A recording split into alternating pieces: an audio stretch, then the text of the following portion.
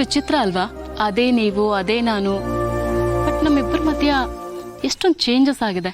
ಯಾವ್ದ್ರ ಬಗ್ಗೆ ಮಾತಾಡ್ತಾ ಇರ? I mean what change? Partha, ನೀವು ಹಾಗೆ ಒಂದ್ಸತಿ ಯೋಚನೆ ಮಾಡಿ ನೋಡಿ. ನಾವು ಮೊದಲು ಪ್ರೀತಿ ಮಾಡ್ತಾ ಇರ್ಬೇಕಾದ್ರೆ, ಐ ಮೀನ್ ನಾವೀಗಲೂ ಪ್ರೀತಿ ಮಾಡ್ತೀವಿ, ಅದೆಲ್ಲ ವಿಷಯ.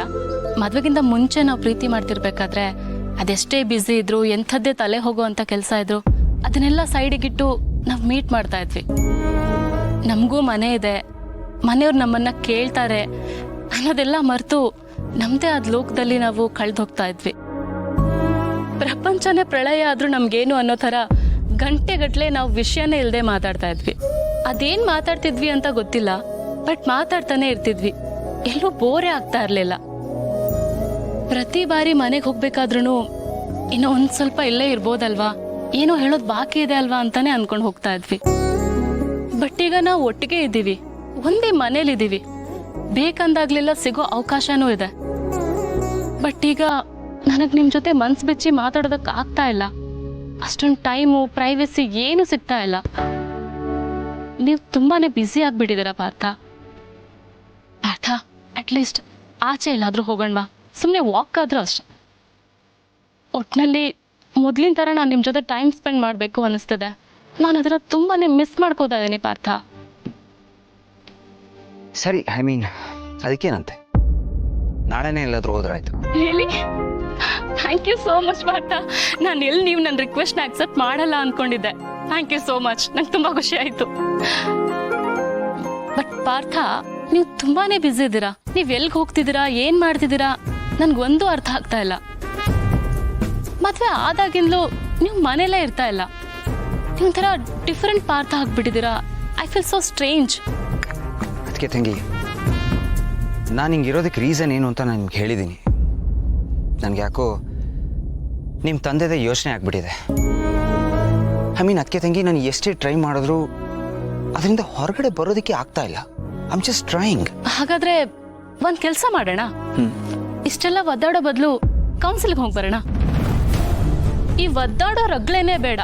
ಒಂದ್ಸತಿ ಮೈಂಡಲ್ಲಿ ಏನಿದೆ ಅದೆಲ್ಲ ಕ್ಲಿಯರ್ ಆಗ್ಬಿಡ್ಲಿ. ಆ ಪ್ರಾಬ್ಲಮೇ ಇರೋದಿಲ್ಲ ಅಲ್ವಾ? Apeksha, just relax. ನೀವು ಅನ್ಕೊಳ್ಳೋ ಸೀರಿಯಸ್ ಏನೂ ಇಲ್ಲ. ಓಕೆ, ಸೀರಿಯಸ್ ಆಗೋ ಥರದ್ದೇನಿಲ್ಲ ಅಂದಮೇಲೆ ಮತ್ತೇನಕ್ಕೆ ಸೀರಿಯಸ್ ಆಗ್ತಾ ಇದ್ದೀರಾ? ಪಾರ್ಥ ಅಲ್ಲಪ್ಪ ಆರಾಮಾಗೇ ಇರ್ತಾರೆ. ಆತರ ಏನಾದ್ರೂ ಇದ್ರೆ ನಮಗ್ ಸುದ್ದಿ ಬರ್ತಾ ಇತ್ತಲ್ವಾ? ಏನು ಸುದ್ದಿ ಬಂದಿಲ್ಲ ಅಂದ್ಮೇಲೆ ಎಲ್ಲ ಓಕೆ ಅಂತಾನೆ ಅರ್ಥ.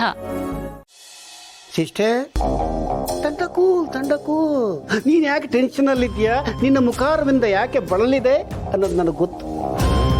ನನ್ನ ಪೀಡೆ, ನಮ್ಮ ಮಗಳ ಮುಳ್ಳು, 7:30 ಆನಂದ ನಮ್ಮ ಮನೆಗೆ ಬಂದು ಸೇರ್ಕೊಂಡಿದ್ದಾನಂತ ತಾನೆ? ಹ್ಞೂ ಅಣ್ಣ, ಅವನ್ ಕಂಡ್ರೆ ನನ್ನ ಮೈಲ ಉಳಿಯುತ್ತೆ. ಅವನು ಈ ಮನೆಗೆ ಬಂದು ಹೋಗೋದೇ ನನಗಿಷ್ಟ ಆಯ್ತು. ಅಂದಮೇಲೆ ಪರ್ಮನೆಂಟ್ ಆಗಿ ಈ ಮನೇಲಿ ಬಂದು ಟೆಂಟ್ ಹಾಕಿ ಕೂತ್ಕೊಂಡಿದ್ದಾನೆ ಅಂತಂದ್ರೆ? ಟೆಂಟ್ ಹಾಕೊಂಡು ಕೂತಿಲ್ಲ, ಟೆಂಟ್ ಹಾಕಿಸ್ಕೊಂಡು ಮಲಗಿದ್ದಾನೆ. Small correct. ಏನೋ ಒಂದು ಒಟ್ನಲ್ಲಿ ಅವನು ಈ ಮನೆಗೆ ಬರಬಾರ್ದಾಗಿತ್ತು. ಅವನು ಯಾವಾಗ ವಾಸಿ ಆಗ್ತಾನೋ ಇಲ್ವೋ ಒಂದು ಗೊತ್ತಾಗ್ತಾ ಇಲ್ಲ ಅಣ್ಣ. ಅಲ್ಲ ಅಣ್ಣ, ಅವನ ಹೆಸರು ಆಗೋವರೆಗೂ ಆ ಹಿಂಸೆನ ನಾವು ತಡ್ಕೊಂಡಿರ್ಬೇಕಾ? ಇದೆಲ್ಲ ನೆನೆಸ್ಕೊಂಡ್ರೆ ನಾನೇ ನನ್ನ ಮೈನ ಪರ್ಚ್ಕೊಳ್ಳೋಣ ಅಂತ ಅನ್ಸ. ಮೈ ಪರ್ಚ್ಕೋಬೇಡ, ಸಾಪ್ಟಿಕ್ ಹೋಗ್ಬಿಡುತ್ತೆ. ಈ ಉಗುರಿದೆಯಲ್ಲ ಸಿಕ್ಕಾಬಟ್ಟೆ ನಂಜು. ಸುಮ್ಮನೆ ಇರ್ತೀಯಾ? ನನ್ನ ಟೆನ್ಷನ್ ನನಗೆ. ಅಲ್ಲ, ನಾನೇನು ಹೇಳಿದ್ರೆ ನೀನ್ ಬೇರೆ ಏನೋ ಹೇಳ್ತೀಯಲ್ಲಣ್ಣ. ಸಾರಿ ಸಿಸ್ಟರ್, ನೀನು ಆರಾಮಾಗಿರು. ಇದೆಲ್ಲ ಆರಂಭದಲ್ಲಿ ತೋರಿಸುವ ಉತ್ಸಾಹ ಅಷ್ಟೇ. ಅಕಸ್ಮಾತ್ ಆನಂದ ಎದ್ದೇಳಲೇ ಇಲ್ಲ ಅಂತ ತಿಳ್ಕೊ, ಗೌತಮ್ ಏನು ಪರ್ಮನೆಂಟ್ ಆಗಿ ಮನೇಲಿ ಇಟ್ಕೋತಾನೆ ಅಂತ ತಿಳ್ಕೊಂಡಿದ್ಯಾ? ಎಲ್ಲ ಅನುಕಂಪಕ್ಕೂ, ಮಮಕಾರಕ್ಕೂ, ದಯಾದಾಕ್ಷಿಣ್ಯಕ್ಕೂ ಒಂದು ಎಕ್ಸ್ಪೈರಿ ಡೇಟ್ ಅಂತ ಇರುತ್ತೆ ಸಿಸ್ಟರ್. ಅದಾದ್ಮೇಲೆ ನಮ್ಮ ಗೌತಮ ತಾಳ್ಮೆ ಕಳ್ಕೊಂಡು ಆನಂದನ್ನ ಮನೆಗೆ ಕೊರಿಯರ್ ಮಾಡ್ತಾನೆ, ಅಥವಾ ಹಾಸ್ಪಿಟ್ಲಿಗೆ ಅಡ್ಮಿಟ್ ಮಾಡಿ ತನ್ನ ಜವಾಬ್ದಾರಿ ಮುಗಿಯಿತು ಅಂತ ಕೈ ತೊಳ್ಕೊತಾನೆ ಸಿಸ್ಟರ್. ಆಗಾಗ ಆಸ್ಪತ್ರೆಗೆ ಹೋಗಿ ಅವನ ಮುಂದೆ ನಿಂತು ಅನುಕಂಪದಿಂದ 2 ಹನಿ ಕಣ್ಣೀರು ಸುರಿಸುವನು, ಮತ್ತೆ ವಾಪಸ್ ಬರ್ತಾನೆ. ಅಷ್ಟೇ ಆಗೋದು ಸಿಸ್ಟರ್. ಡೋಂಟ್ ವರಿ, ತಲೆನೇ ಕೆಡ್ಸ್ಕೋಬೇಡ. ಹಾಗಂತೆ ಅಣ್ಣ?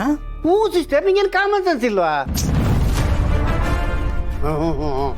ಇದೆ ಅದು ಮಾತಿನ ಭರಾಟೆಯಲ್ಲಿ ಹೇಳ್ದೆ ಅಷ್ಟೇ. ನೀನು ಕಾಮನ್ ಸೆನ್ಸ್ ಯೂಸ್ ಮಾಡ್ಕೊಂಡು ಸ್ವಲ್ಪ ಯೋಚನೆ ಮಾಡು. ಗೌತಮ್ಗಿರೋ ಬಿಸ್ನೆಸ್ಗೆ ಅವನಿಗಿರೋ ಕೆಲಸದ ಒತ್ತಡದಲ್ಲಿ ಈ ಆನಂದನ ನೋಡ್ಕೊಳ್ಳೋಕೆ ಟೈಮ್ ಎಲ್ಲಿ ಸಿಗುತ್ತೆ ಸಿಸ್ಟರ್? ಅಷ್ಟು ಪೇಷನ್ಸ್ ಅನ್ನೋದು ಇಲ್ಲಿ ಉಳಿದಿರುತ್ತೆ ಇಷ್ಟೇ. ಈ ಆರೈಕೆ ಮಾಡುವಂತ ಸಂಭ್ರಮ ಕೆಲವು ದಿನಗಳಷ್ಟೇ.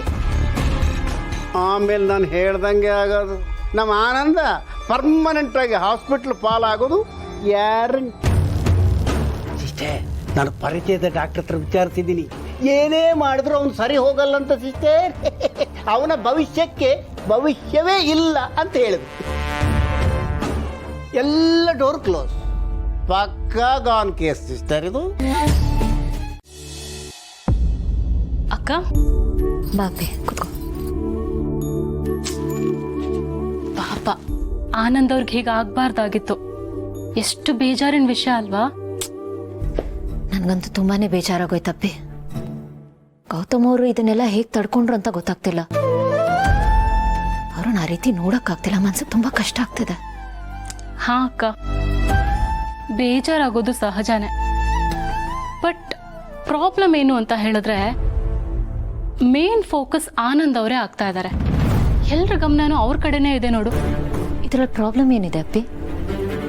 ಆನಂದ್ ಅವ್ರಿಗೆ ನಾವಲ್ದೆ ಇನ್ಯಾರಾಗ್ತಾರೆ? ಅವ್ರು ಬೇರೆ ಯಾರು ಅಲ್ಲ, ಗೌತಮ್ ಅವ್ರ ಬೆಸ್ಟ್ ಫ್ರೆಂಡ್. ಅವರು ಮನೆಯವರು, ಅದಕ್ಕೆ ಅಷ್ಟೊಂದು ಕೇರ್ ಮಾಡ್ತಿರೋದು. ಆದ್ರೂ ನನ್ಗಿದೆಲ್ಲ ಸರಿ ಕಾಣಿಸ್ತಿಲ್ಲ ಅಕ್ಕ. ಡಾಕ್ಟರ್ ಆನಂದ್ ಅವ್ರನ್ನ ಮನೆ ಕರ್ಕೊಂಡು ಹೋಗಿ ಅಂತ ಹೇಳಿದ್ರು. ಭಾವ ಅವ್ರನ್ನ ಅವ್ರ ಮನೆಗೆ ತಾನೇ ಕರ್ಕೊಂಡು ಹೋಗ್ಬೇಕು.